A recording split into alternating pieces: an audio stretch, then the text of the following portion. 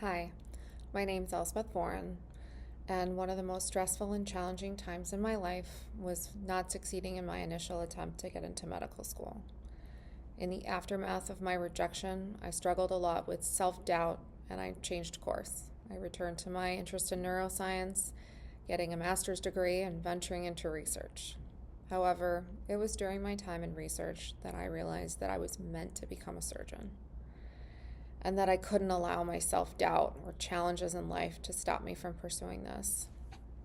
Over the next 6 years, I retook multiple courses, I retook my MCAT, all while working multiple jobs, full-time. I did whatever I had to do to improve my application and finally got into medical school. Then my next challenge began, becoming a surgeon. As a DO in a program geared towards primary care, I had to work even harder to prove myself and find my way. But relentless in my pursuit, I matched into surgical residency. However, unexpectedly, during residency, I fell in love with thoracic surgery, and I knew my next challenge began.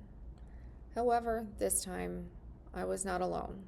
I had finally found true mentorship in my thoracic surgical attendings, who have guided me and supported me in my pursuit.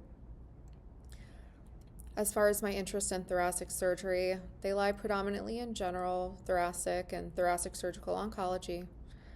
This work excites me and it challenges me and it makes me feel like I'm making a difference for my patients.